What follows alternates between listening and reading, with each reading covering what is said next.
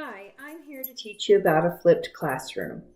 A flipped classroom is a teaching approach that the teacher uses by creating a video instructing a lesson. Students who are absent need to review, reinforce, or have missed the lesson from being pulled out of class or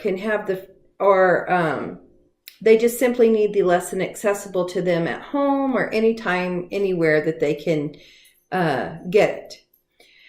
This allows teachers to use the class time with students to work through problems, advance concepts, and engage in collaborative learning. It gives a teacher guiding back to the students, where they're not having to listen to the whole class lecture, and that can be done at home on a video or in a car, on a cell phone, wherever it may be, where the accessibility is easy. And the classroom time is for the student and the teacher to collaborate, and teachers can work the students more individually and let those higher kids move on more independently and grow at their level. Benefits of the flipped classroom is students have the lesson accessible for their need. They can ask a question about the lesson to the teacher by simply watching the video and taking a note down saying, I didn't quite understand what you meant here, and giving it to the teacher at class when it's time to work together. Or they could send a message through Google Classroom, texting, however they feel comfortable, and the teacher is able to respond to them individually for their personal need. If they have a group of students that you're getting messages from, you're able to take that group and work with them in a smaller group during class time to reteach that concept.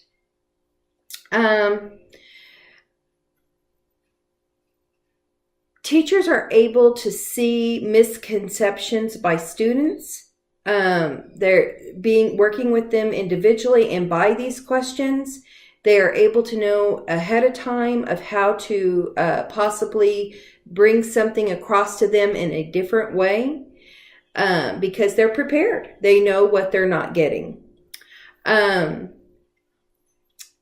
students, again, have more freedom to work independently. Ways that we can incorporate projects incorporate project-based learning into a flipped classroom environment is to share information. You can research and provide articles ahead of time. You can write your own articles or story or whatever you want the students to have for that lesson. You can use already created materials as long as you are honoring the copyright laws. The lessons could be from other teachers. It could be from websites, or even you could do screencasting. Screencasting is where students and parents and even other teachers can follow along with the teacher as they're teaching on the screen. And I personally think this is a really neat idea because we have a lot of parents these days who say that the way they learned was different. So maybe if they're into their students learning, and they can do it with them and learn how we are teaching today to get across to their children. A great way to incorporate based learning is to tape yourself. Simply just tape yourself teaching a lesson like you would teach every day. And then the students have that to refer back to at any time for any need. Two examples of how to merge a flipped classroom model would be to provide the students with a picture. You could have them research what time period it's from or why it was created. Second, you could give students 3 instruments.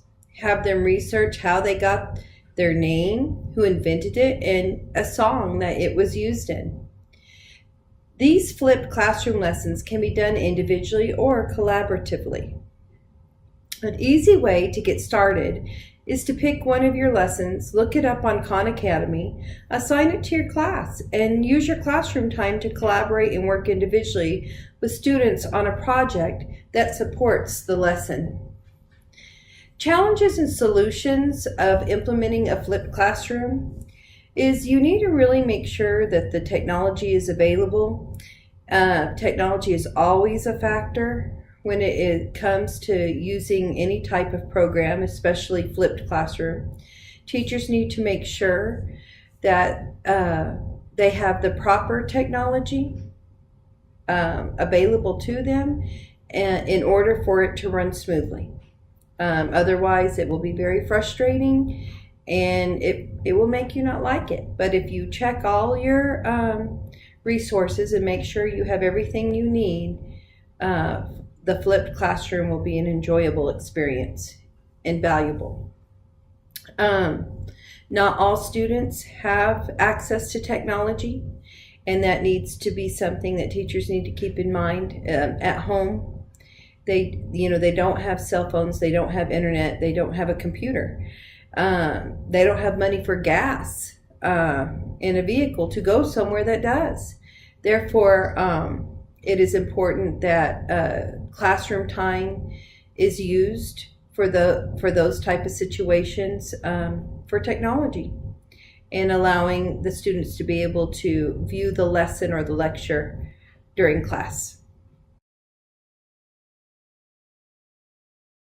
Today we're going to be continuing with learning about our Latin number prefixes, and this week's spelling words and vocab will be over the prefix tri, T-R-I, but we're going to go ahead and review the prefix uni or unit, which means one. For instance, a unicorn has one horn. Last week we went over the prefix bi, B-I, meaning two. If we have a bicycle, we have a cycle with two wheels on it. And this week our prefix is going to be tri, which means three, T-R-I. So if we think about a tricycle, it is a cycle with three wheels on it, because tri means three.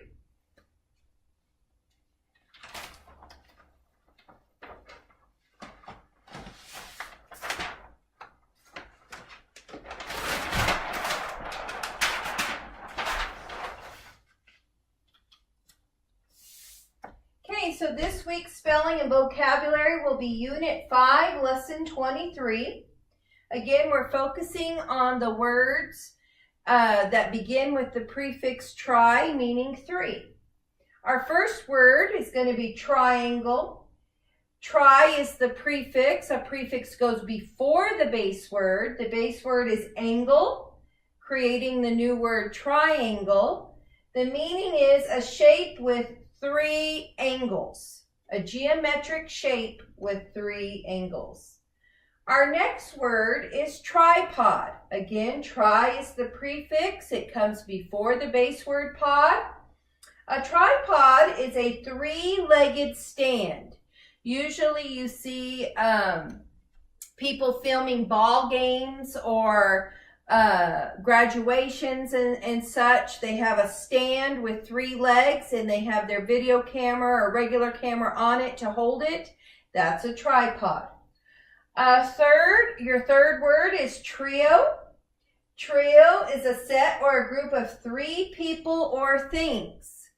Three people or things. T-R-I, tree meaning three. Your fourth word is going to be tricolor. Your base word is color. Tri goes before it. It's a prefix, changing the meaning to having three colors. Three colors. Number 5 is trident. Trident is a three-pronged spear. If you watched The Little Mermaid, Ariel's dad, he was the king of the sea, the ocean. He had a three-pronged spear. That is a trident. Number 6 is triple. Again, we have T-R-I, meaning three. It's consisting of or involving three parts, things, or people. You might have heard in baseball or softball that They had a triple play. That means they got 3 people out. A triple play. Number 7, triplets. Again, TRI, your prefix. This means 3 children or animals born at the same time. Triplets. Number 8 is triplex. Again, your prefix TRI, meaning 3, is a building divided into 3 self-contained residences. A residence is a place someone lives. Where you live at is your residence. So you could consider a 3-story apartment building a triplex because it has 3 stories. Number 9 is triathlon. Again, we have tri as the prefix at the beginning of the word. It means 3. A triathlon is an athletic contest consisting of 3 different events. So they have to do 3 events in order to finish whatever contest that is, because it has the prefix tri in it. Our last word for this week is going to be trifocals. Again, focal is your base word. We have tri before it, which is a prefix meaning 3.